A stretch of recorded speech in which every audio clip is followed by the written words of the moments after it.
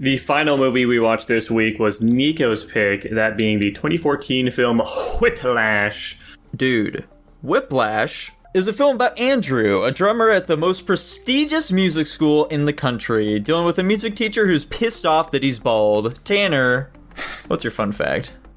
Fun fact, this movie was filmed in 19 days. Oh my gosh. Additional fun fact, this is our first Blumhouse movie.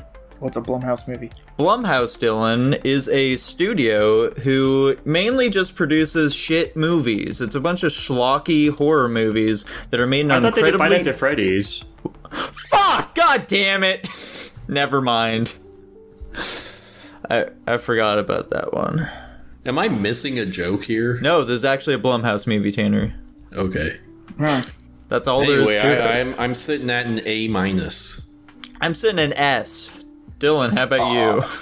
I gave it... Where is it? I gave it an A, personally. And I'm at an S-. There we go. Very good movie. Does anybody here play instruments besides me and Jackson?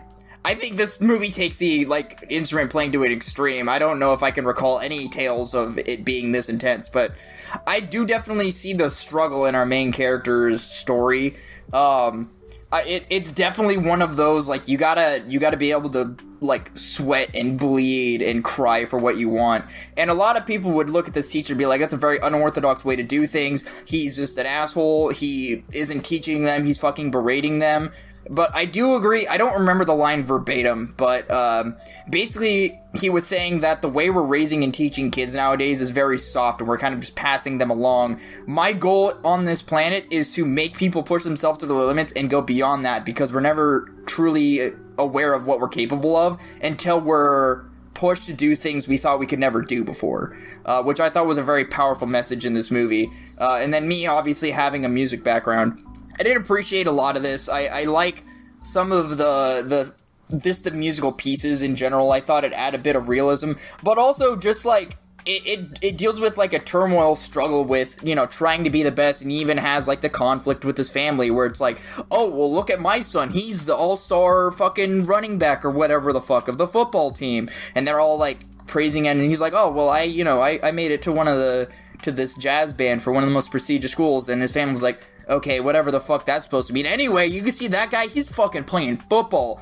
And it just shows, how much value people put on something versus another thing, even though everybody can have their right to their own prestige in their own way. It's just unfortunate how it's received in today's, community. Which is really unfortunate, which pushes our main character to try even harder to gain the recognition, which also just happens to be the negative loop that causes his downfall, but eventually brings him back for his redemption at the end. I thought this movie was pretty good. I might actually, based on what I'm saying now, I might actually raise it. I think I'm fucking capping myself for saying A, but I'll let you guys go ahead and guess this movie too. Wait, so Dylan, just to clarify, are you on J.K. Simmons' side in this movie, Fletcher, the teacher? I may not agree with all of his methods, and I think some of them may be unorthodox, but I think the value that he was inciting when he was, trying to push people to their limits, I do agree with that. Okay. Yeah, a big part of this film is Fletcher's character, and especially that speech that he does give to our main character, Andrew, where, he's talking about, he's pushing people well beyond what is to be expected of them and demanding perfection in an effort to create, another one of the musical greats. And the film does kind of pose this as a question of, well, how far are you willing to go to achieve something? And is this even right, what he's doing? Is it worth it? Especially because Fletcher's methods do cause a kid to commit suicide. So, is that worth it, Dylan? He also could have the main character almost just fucking died as well in the car crash because he was so hellbound on getting there. He threw away opportunities with his girlfriend. He basically just threw away his entire life for this dude. Now, I have a very unpopular thought process and opinion amongst most people. In my opinion, I think suicide is ultimately the person who's committing its choice. I don't think that it can be forced by anybody else. To be quite frank. Obviously, but there are things that can make somebody more likely to do something. Let's say your entire family, you guys are all very hunky-dory, and then one day your entire family just fucking hates you. They all think you did something terrible, but obviously you didn't. But they all think you did, and they resent you, and they're calling you names and all this shit. And if somebody kills themselves for that, is that their fault? I would say no, personally. I still think ultimately, at the end of the day, it's the person who's committing its choice. But like I said, I have a very unpopular opinion in regards to these kinds of things. That's valid. Yeah. And I mean, I don't necessarily think that what you're saying is wrong here. Like, again, the film makes it very open-ended here, where it is ultimately like, hey, does this mean that the turmoil Fletcher's putting his students through worth it or not? Which, like... I mean... Yeah, what's up? To weigh the scales here, yes, the death of anybody is a significant happening, but if we're gonna weigh that against all of the students that he's had in his class, and also the ones that just either quit or just stuck with it, I think it would speak measures more if there were multiple people self-harming, killing themselves, and all that kind of stuff who wanted to go along that route of argument. But if it's the one kid from several years ago, I'm not trying to be insensitive or unsympathetic. It's just... I mean, for all we know, there are more cases of that. I don't know if arguing his kill ratio isn't that high is that great of an argument. And even, like, with the one example of his, like, successful student he gives... That guy also fucking, like, drank himself to death or something, which you can kind of, by proxy, say, oh, maybe it's because of this abuse he suffered at the hands of his music teacher. So even in, like, the positive, like, outcomes of this teaching style, they leave in that touch of, well, maybe it's still fucked up. Yeah, and especially since, like, you know, he's doing all of this for what he admits is kind of a dying music genre, so... Yeah. Anyways, back to my temperature check. Yeah. Do you guys think this movie had a good or a bad ending? Not like from your perspective of like the movie, but like from the main character's perspective. Was his ending good or bad? I think it had a good ending. Good. I think it's kind of tough to say. It's like, is this film kind of meant to be a cautionary tale? Is it meant to feel more inspirational? Like, personally, for me, I feel like it is more of, like, a bad ending. I don't think that this is good, what either character... Like, both characters are getting exactly what they wanted in the end, but it's like, is that a good thing? I think the big thing is, and what makes me lean into it being a bad ending, is just because this movie does a very good job with its characterizations. It has a lot of important building scenes, and it's very thoughtful in which ones they use, because this movie actually did have a shit ton of extra takes that they just didn't fucking use because they shot it very quickly. I think like the entire shooting was like in a week or something ridiculous. Or like Tanner said it was like 19 days, right? Yeah, something fucking ridiculous. And they shot a ton in that time and just barely used any of it, frankly. So they're methodical in what they use for their character moments. But like, we know a lot. Like, this kid is pretty lonely. He doesn't really have any friends. He's neglected in his band. His family doesn't really care that much about him, as we saw in the fucking family scene. And he's immediately just baited along by Fletcher because he gives him any amount of praise, and it's just immediately the most obvious abusive relationship of all time. He's constantly just giving him these minor things of satisfaction and hope, and then immediately just dashes them away. But he always gives him those breadcrumbs so that he can come back and have a reason to keep doing that. And it is just the most obvious fucking abusive, manipulative relationship of all fucking time. It's just impossible to feel nothing but sorrow for Newman's situation, how he's just being fucking molded into somebody. Like, maybe he likes it in the end, but like, is it right for somebody to be in an abusive relationship if they do have those moments of being happy? I would say no, generally speaking. And Fletcher is just like, he's not subtle about his motives at all. And he really just cares about the fucking means, or the ends, I guess. He doesn't care about the means at all of what he's doing. And like, we see plenty of other people are just in like distress, basically, with his class. Like the fucking other guy that he was replacing on the drums, the original guy that was core, just the outburst he had by him missing the fucking folder, I think is really explanatory about this general mental state of the people in this band. They're all on edge. They're all like just super fucked up because, you know, any minor thing could set this guy off, and they're all in similar situations to Newman where they want to be on here. They're stuck in that relationship. Maybe they like it, but, you know, they probably shouldn't. And yeah, I he's think so good at putting them at each other's throats as well. Like, just the way in which he's able to manipulate them in that way. Just like, when that first, like the original like drummer who Andrew was in a class with comes in, he's like, hey, I found this guy. He's gonna try the drums here real quick. Let's have you two fucking do this little drum thing real quick, and we'll see which one of you I like more. And you know, fucking Andrew does his thing. He's like, nah, fuck you, Andrew. And the other guy comes in, like fucking does his drums. He's like, oh, perfect. It's like he would never fucking say that any of his students did something perfectly. This was solely to piss Andrew off. Yeah, he is insanely good at manipulating. He's like got it down to a fucking science. I wouldn't be shocked if he got a master's in psychology before he became a musical instructor. Yeah. It's just on that level. And like, you know, fucking Newman was doing pretty good, man. He got a girlfriend pretty early on prior to the core thing, and like he could have had a good life if he just didn't do that. And I think the ending is really just showing that he was totally at the fucking beck and call of Fletcher at that point. Even after that car accident and him just doing the total crash out, he was still just enthralled by this guy at the end. And, you know, you can say that his means won, he became an incredible drummer or something, but I really just see it as like a guy that has lost his way. And it was sad. Like, honestly, I was fucked up when he walks away from his father after the hug, you know, because I genuinely wanted him to just fucking leave. Yeah. Because Fletcher's just not good for him, and then he goes back, and that shit is fucking heartbreaking, honestly. Yeah, the way you describe it's like an abusive relationship. Because it is! Yeah. It is the definition of a fucking abusive relationship, and that's why I'm very much on the this is a bad ending. Fucking Newman might be happy, but this is not good for him. It's very unfortunate the position he found himself in because he was such an emotionally vulnerable person, and he was taken advantage of.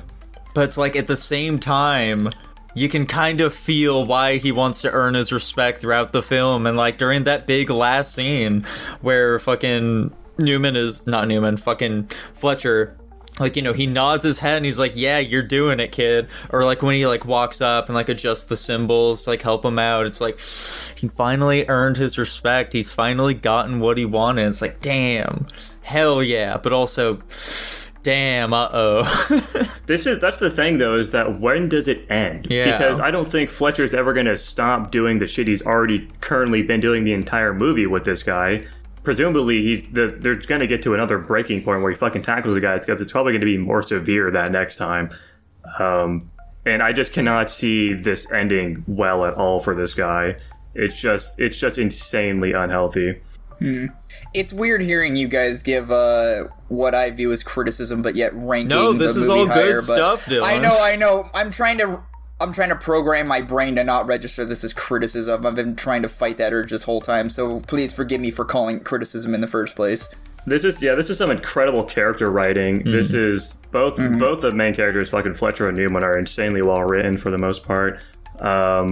And the focus of the script on their interactions does a really good job of just making a very entertaining movie for the most part. I really don't have a crazy amount of flaws for it, generally speaking. Yeah. There's some, you know, jazz heads will fucking knock a bunch of the actual, like, details of the stuff.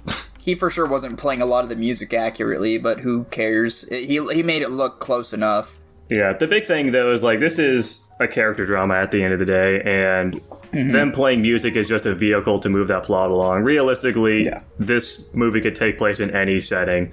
It's just this one happens to be music, and it'd still be the same movie.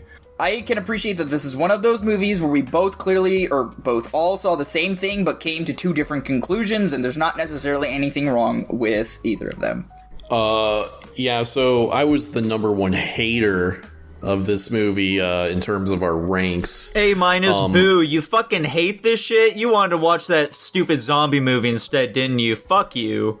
Oh yeah, I do like the zombie movie more. So the biggest positives for me were J.K. Simmons knocked it out of the fucking park. What the fuck? Holy shit. He's so good. And then I agree with everything we've been saying about the themes and how interesting this sort of dance between greatness and abuse is. You know, it invokes like Mike Tyson and Michael Jackson, who were both like arguably... Well, in Michael Jackson, yes, he was definitely abused as a child. Mike Tyson, it's a bit more nebulous on if you'd say it was abuse, but they achieved greatness because of it. My biggest problem with this film, that really dragged my rank down, was the ending. And I don't mean like what happens, I just mean like the way it happens. I don't like how abrupt it is. It really feels like it comes out of nowhere, and for me, there was a disconnect in where this like sort of sudden growth for Newman came from, because like what we see is he like presumably takes a several weeks, maybe even months break from drumming, and then he, you know, signs up to be in this concert at the very end, and he's suddenly good enough for Fletcher. And I didn't feel like that made sense to me, really. Do you want an explanation for this? I guess, was Newman, like, I guess, did I miss that Newman was, like, still practicing in that off time after he gets kicked out of the class, or? No, the big thing, and this is, in your defense, something you would probably miss if it wasn't for, you know, your lack of experience with music. Basically, Fletcher's whole shtick with like the you're on and off my tempo, that kind of thing, like Newman's an incredible drummer. He always has been. A lot of the things that Fletcher was knocking him for was basically just to fuck with him. It was never specifically because he was right or wrong or anything.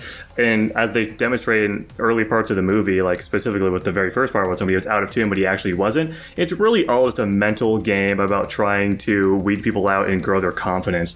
And in the end, you know, Newman's still an incredible drummer. All the things he was knocking for previously were kind of just some fucking bullshit because he just wanted to, you know, abuse him, basically. And at the very end, the big revelation that Newman has is that he finally gets the confidence to stand up for himself and fight back against Fletcher. And that's what he does. He just fucking completely goes off script and fights what this guy's trying to do. He doesn't give in to that. And that's what Fletcher loved, because he was looking for somebody to do that all along. He wants people to combat him and to actually like voice their opinion. Which, you know, really goes back to like that one of those first scenes of the movie where he's calling out the people tuning. He wants somebody to stand up and like become that great, and he sees Newman do that in the end, and that's why Fletcher is happy, because he finally found that student that he's always wanted, and that's why Newman's happy, because he was finally able to get the approval of Fletcher, which is what he always wanted at the end. That's the TLDR. At least my interpretation. Obviously, this movie's very open-ended. Yeah. I was going to add on, one of my complaints is that because I'm not a musician and have no knowledge in that area, I can't actually evaluate how good Newman is or if he is making any mistakes or whatever. And I think that's a perfectly valid interpretation you had. My problem is, if it is the case that like all these mistakes he's getting called out on are just bullshit, and like there actually isn't room for him to improve other than like self-confidence, I think that really kind of takes away from the theming and the message. Like I mean, I think you're misinterpreting my words. He definitely can improve, and he does. Like specifically with his like fast drumming, that type of thing. You know, there certainly are things that he does improve throughout the movie. But I was really just trying to say that there are a lot of times where Newman is just repeating the same thing for Fletcher because Fletcher's just trying to fuck with him. Okay. In that case, yeah, whatever. I'm on the same page as you, where I was like, I'm sure some of this is like bullshit, like critiques, and some of it is legit, and I don't have the ability to discern those two. And so when we're going, you know, from him leaving the school to that final concert, I don't really get to see any like objective improvement in his abilities, and it being purely a matter of self-confidence isn't satisfying to me as like that's what needed to happen. What sort of improvement do you think you would have needed to see to where you're like, oh yeah, that did improve him a lot? It's like, do you need some scientists with some clipboards being like, you've improved by 50% since last Tuesday? Literally just indicate that he was still practicing drumming. Okay. In the meantime. Because, like, it's not just, like, he wasn't improving his skills over time. It's like, oh, well, I assume if you take a break from drumming for a long time, like, you're gonna get worse. Like, even if slightly. Dude, it's like riding a bike. Well, I wouldn't say that. I definitely would say that it is more so akin to a groove you just need to resettle into. Right. And the issue with musicians, I can't speak for Jackson on this, so I guess I won't make that broad of a term. you're always practicing as a musician, depending on how dedicated you are to it. At least for me personally, that's why I listen to so much music, is like I'm constantly running rhythms through my head, I'm running instrumentals through my head, I'm listening to vocals, I'm listening to pitch, I'm listening to tone, I'm listening to harmonics. Everything I do related to music, and like, you know, that's why you get the drummers that'll like tap everything or like pat their feet or whatever, you know, whatever it is.